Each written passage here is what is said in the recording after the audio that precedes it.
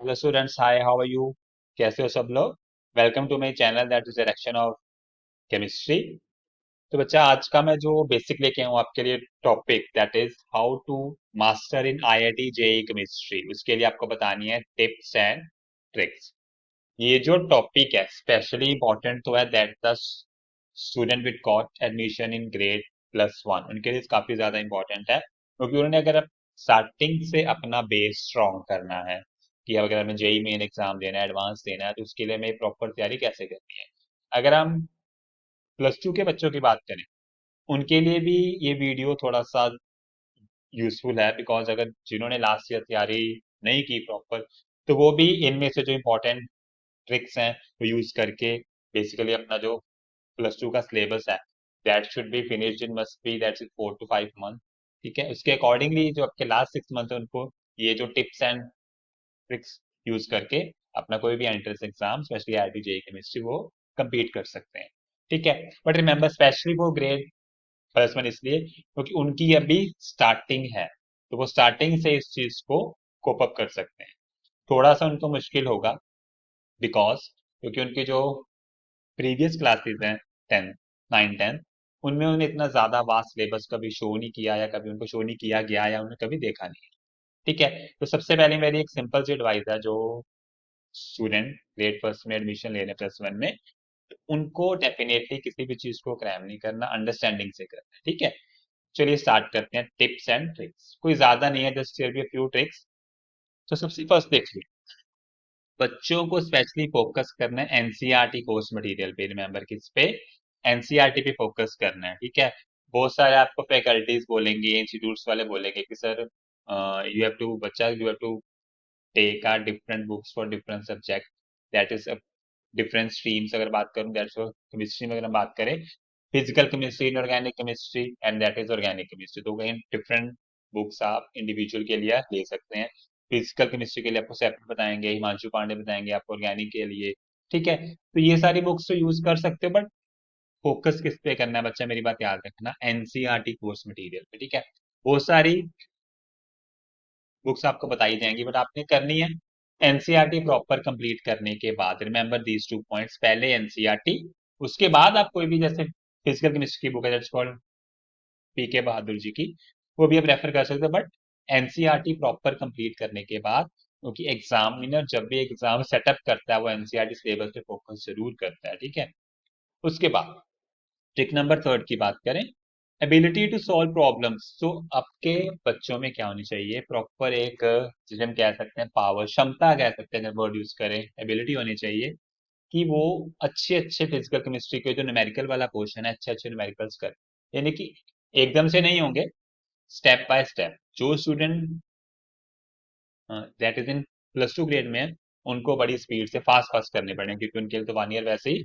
Waste हो चुका है, मतलब वेस्ट इसलिए कि जिन्होंने तैयारी साथ में नहीं की। ठीक है स्टूडेंट्स, तो फिजिकल केमिस्ट्री के न्यूमेरिकल पे फोकस जरूर करना है।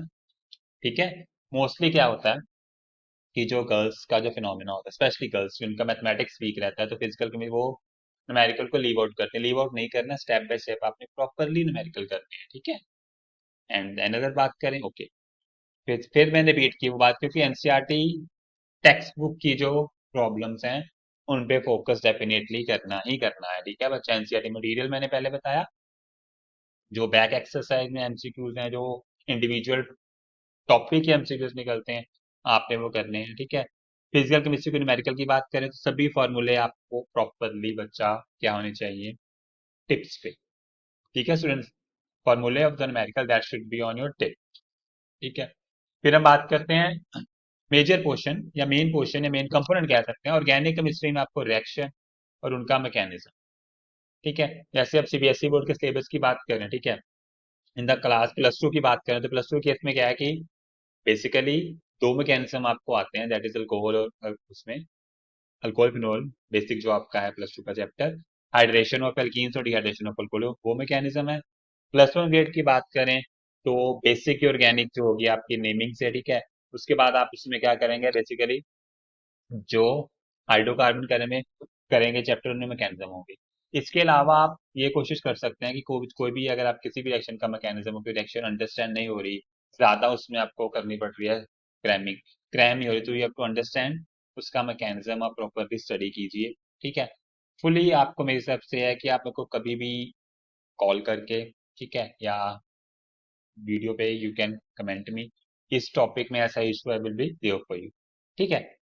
उसके बाद जो हमारी ट्रिक है बच्चा, मस्ट रिमेंबर, देखो ऑल द रिएक्शंस आपको डेफिनेटली मोस्टली कही होती हैं कि अगर मैं 40 रिएक्शन की बात करूं तो 30-35 को क्रैम हो जाती है, ठीक है, प्रॉपरली। क्रैमिंग में आपने सबसे इंपॉर्टेंट बात की, क्रैम का मीनिंग ये नहीं कि बिल्कुल आप अंडरस्टैंडिंग करनी है मैकेनिज्म की भी, ठीक है, मैं फिर से बात कर रहा हूँ, क्योंकि फिर क्रैम करने में आपको आसानी रहेगी, ठीक है। रिफर्स कीजिए, कोई रिएक्शन अगर ए से बी बन रहा है, ठीक है, गॉट इट। तो क्रैम क्या चीज याद रखने की, उसमें रिएजेंट कौन सा यूज हुआ है ए से बी बनाने में, ठीक है, क्या वो रिएक्शन कौन सी है, क्या उस रिएक्शन में ऑक्सीडेशन हो रही है, ठीक है, क्या उस रिएक्शन में रिडक्शन हो रही है, ये आपको प्रॉपर पता होना चाहिए क्या चीज करके हमें वो प्रोडक्ट मिलता है। स्पेशली आपको ये भी पता होना चाहिए कि रिएक्टेंट में अगर हम बेसिकली अगर ऑर्गेनिक की बात करें तो डेफिनेटली 90% से ज्यादा कंपाउंड आपके किसके हैं, कार्बन के, ठीक है। तो कार्बन के केस में आप क्या देखोगे कि जो रिएक्टेंट वाली साइड है बच्चा, उसमें नंबर ऑफ सी कितने हैं, कार्बन कितने हैं, उसके बाद जो प्रोडक्ट बन रहा है तो कार्बन कितने हैं। क्या वो नंबर ऑफ जो आपके कार्बन है वो सेम रह रहे हैं, क्या वो नंबर ऑफ जो आपके कार्बन है इंक्रीज हो रहे हैं, क्या डिक्रीज हो रहे हैं, ये चीज का आपको स्पेशली फोकस करना है। उसका मतलब है मस्ट रिमेंबर्ड रिएक्शन, ठीक है बच्चा, ये चीज आपको प्रॉपरली पता होनी चाहिए। उसके बाद you have to solve the, पहले आपने क्या सॉल्व करनी, बेसिक प्रॉब्लम, आसान आसान, ताकि बच्चे देखो, अगर आपको स्टार्टिंग में मुश्किल प्रॉब्लम मिल जाएगी तो आपको आपका जो है मोरल क्या रहेगा बच्चा, दैट शुड बी डाउन, ठीक है। तो मोरल डाउन नहीं करना, पहले बेसिक आपने उठानी है प्रॉब्लम, उसके बाद करते करते आपने क्या जाना है, दैट विल बी कॉम्प्लेक्स। और सबसे इंपॉर्टेंट बच्चा बात, you have to attend the maximum mock test. आप मेरे को फेस वीडियोस में भी कर सकते हैं कमेंट यूट्यूब पे, ठीक है, मेरा proper, you know the name of my channel, आप उसको प्रॉपर ये वीडियो देख के आप नीचे पूछ सकते हैं, सर कोई मॉक टेस्ट बताइए, कुछ हमें एक्स्ट्रा दीजिए टॉपिक के question, I will be there for you, ठीक है बच्चा। अटेंड, क्योंकि जितने ज्यादा आप मॉक टेस्ट करोगे, आपका जो सेल्फ कॉन्फिडेंस है बच्चा क्या होगा, बिल्डअप होगा। So you solve the maximum of test, ठीक है बच्चा। उसके बाद अगर हम बात करें इनऑर्गेनिक केमिस्ट्री में, देखिए क्या है बच्चा आपके पास कि कमिट द थ्योरीज, थ्योरीज आपको प्रॉपर पता होना चाहिए, कौन से साइंटिस्ट ने कौन सी थ्योरी दी है, उसकी थ्योरी के जो बेसिक पॉस्टुलेट हैं, उसके रिजल्ट्स, ऑल थिंग आपके माइंड में प्रॉपरली शार्पनेस से बैठी होनी चाहिए, ठीक है। इनऑर्गेनिक केमिस्ट्री, क्योंकि बेसिकली हम करते हैं कि ऑर्गेनिक की रिएक्शन, बट नहीं, आपको इनऑर्गेनिक की जो थ्योरी के कंसेप्ट हैं, कुछ सबसे इंपॉर्टेंट चैप्टर आपको जो ग्रेड 1 में गया बता देता हूँ इनऑर्गेनिक का, that is the name called chemical bonding, ठीक है, सबसे इंपॉर्टेंट आपके लिए ये चैप्टर है। और जो जो चैप्टर इस केमिकल बॉन्डिंग है, आपका second chapter structure of atom and third is periodic table से टोटली इंटरलिंक्ड है, ठीक है। तो आपको ultimately second third fourth atomic structure, and the third one is periodic table and the fourth one is chemical bonding के basic properly understand होने चाहिए, ठीक है। Is it clear student? Basically जो structure of atom chapter physical chemistry क्या, but उसके कुछ topic वो केमिकल बॉन्डिंग की प्रॉब्लम सॉल्व करते हुए डेफिनेटली यूज अप होते हैं, ठीक है। तो डेफिनेटली मैंने फिर बता दिया, mandatory to solve physical chemistry numerical, बार बार फिजिकल केमिस्ट्री में न्यूमेरिकल पोर्शन ही स्ट्रॉन्ग होता है, ठीक है।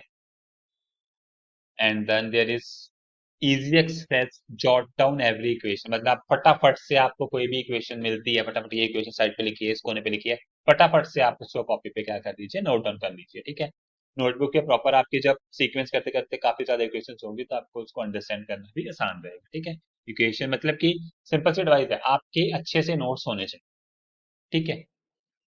ओके, फिजिकल केमिस्ट्री फिर में आ गया, देखो thermodynamic, solid state, gaseous theory, redox section, ये काफी ज्यादा इंपॉर्टेंट चैप्टर है आपके लिए, या चैप्टर भी कह सकते हैं, कुछ चैप्टर के टॉपिक्स भी हो सकते हैं, ठीक है। जैसे बात करें गैसियस थ्योरी, ठीक है, तो मतलब कि आपको प्रॉपर वे से करना है, यानी कि फटाफट से सिर्फ हमने एक दो किए सॉल्व तो हो गया, अगर नहीं है तो छोड़ दिए, ठीक है। पक्का मन बना के आपने इजी टू कॉम्प्लेक्स तक पहुंचना है।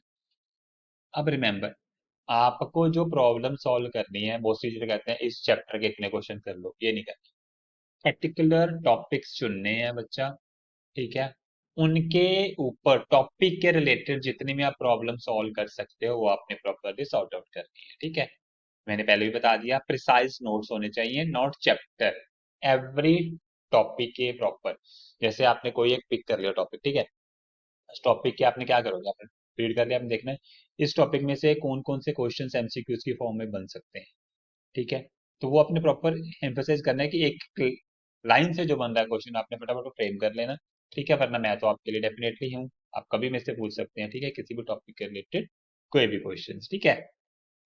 उसके बाद अगर हम बात करें फटाफट से बच्चा हाइयर वेटेज वाले टॉपिक से, आपको मैं अपनी जो हमारी वीडियोस आई अभी तो, क्योंकि ग्रेड 11 अभी गए हैं ना, अभी तो स्टार्ट हुई, तो आपको सेपरेट में आपको वो बनाऊंगा वीडियोस की, जो अपने हाई वेटेज वाले जो आपके जो टॉपिक्स हैं जेई के लिए वो कौन से हैं, ठीक है।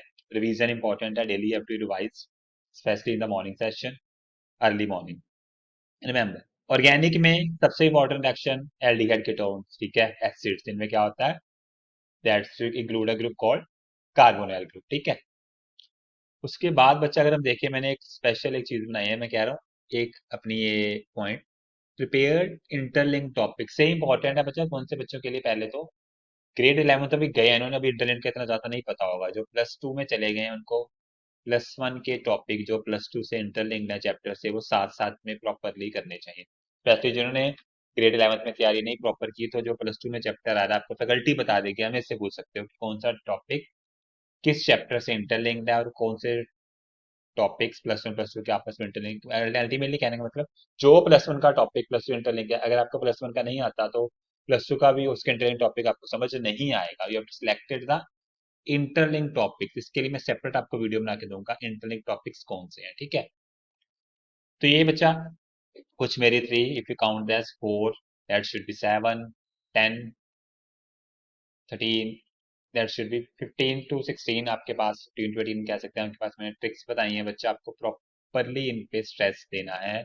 बट रिमेंबर वन थिंग, किसी भी चीज को माइंड पे आपको ये नहीं लेना कि बहुत मुश्किल है, कुछ मुश्किल नहीं है। इजी इजी वे से करोगे तो आसान रहेगा, स्टार्टिंग स्टार्टिंग में कर लोगे मैंने का मतलब, तो बेसिक से इजी रहेगा। अगर लास्ट में जाके दोगे तो डेफिनेटली आपको दिक्कत आएगी, ठीक है। किसी भी टॉपिक में इशू सर इंटरलिंक पता नहीं लगता है, कैसे उसे इंटरलिंक्ड है, specially for plus two students, या ग्रेड 11 में ये ऑर्गेनिक वाला पार्ट मुश्किल लग रहा है, इसमें दिक्कत आ रही है कोई भी टॉपिक में, आप मेरे को कमेंट सेक्शन में लिख सकते हो, ठीक है। I will be always there for you, ठीक है बच्चा। मिलेंगे अपनी नेक्स्ट वीडियो के साथ। स्पेशली आप कमेंट सेक्शन में प्लस टू के जो बच्चों के टॉपिक वीक रह गए प्लस वन, वो भी आप मेंशन कर सकते हैं, विल बी देयर प्रॉपरली, आपको उसकी वीडियो सेपरेटली मिल जाएगी, ठीक है। सो मिलते हैं अपनी नेक्स्ट वीडियो के साथ। Thanks for watching my video and definitely have to subscribe the channel. Thank you.